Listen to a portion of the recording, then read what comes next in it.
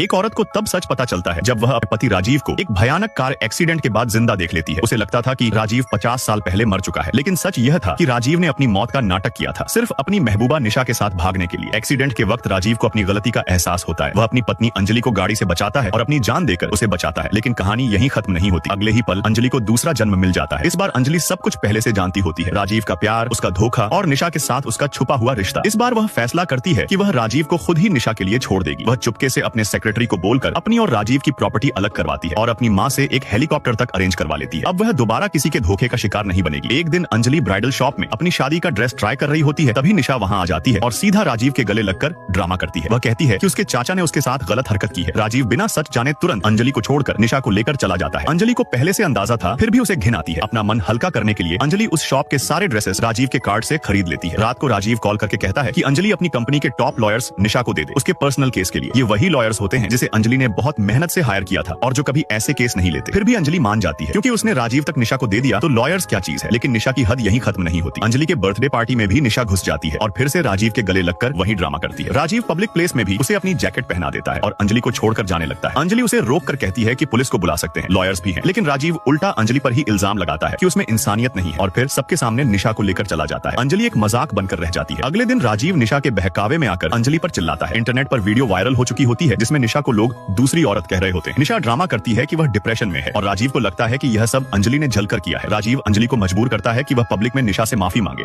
और अपनी सबसे प्रॉफिटेबल कंपनी भी निशा के नाम कर दे, वरना वह डिवोर्स दे देगा। अंजलि को इस बात से कोई प्रॉब्लम नहीं होती। वह तो खुद चाहती थी कि यह रिश्ता खत्म हो, लेकिन निशा और भी ज्यादा चालाक निकलती है। एक आदमी आता है जो खुद को निशा का रिश्तेदार बताता है और ड्रामा करता है कि अंजलि ने उसे भेजा है निशा को परेशान करने के लिए। राजीव बिना सोचे समझे अंजलि के खिलाफ हो जाता है। अगले दिन अंजलि को एक पार्सल मिलता है जिसमें गंदगी भरी होती है। बाहर लोग उस पर अंडे फेंकते हैं और उसका पुराना दर्दनाक वीडियो वायरल कर देते हैं। वह वीडियो उस वक्त का होता है जब अंजलि के साथ कभी जिंदगी में जबरदस्ती हुई थी। एक ऐसा राज जो सिर्फ राजीव जानता था। अब राजीव ने ही उसका सबसे बड़ा दर्द दुनिया के सामने रख दिया होता है। इस बार अंजलि पूरी तरह टूट जाती है, लेकिन माफी नहीं मांगती। अब वह सिर्फ एक ही चीज चाहती है, राजीव और निशा का बर्बाद होना। दूसरी तरफ निशा को लगता है कि अब वह राजीव की जगह ले लेगी, लेकिन जब वह राजीव से शादी की बात करती है तो राजीव पहली बार कंफ्यूज हो जाता है। उसे समझ नहीं आता कि वह अंजलि को छोड़ क्यों नहीं पा रहा। अगले ही दिन अंजलि घर छोड़ देती है और अपने लॉयर्स के थ्रू प्रेस कॉन्फ्रेंस करवाती है। वहाँ सबके सामने सच आता है। लॉयर बताता है कि अंजलि के पास्ट का वीडियो असली है, लेकिन वह सिर्फ पुलिस और राजीव के पास था। अब सबको समझ आ जाता है कि वीडियो लीक किसने किया। फिर राजीव और निशा की प्राइवेट फोटोज भी सामने आती हैं और पूरी दुनिया उनका असली चेहरा देख लेती है। राजीव शॉक में अंजलि को कॉल करने जाता है, लेकिन जो खबर उसे मिलती है वह उसकी जिंदगी की सबसे बड़ी गलती बन जाती है।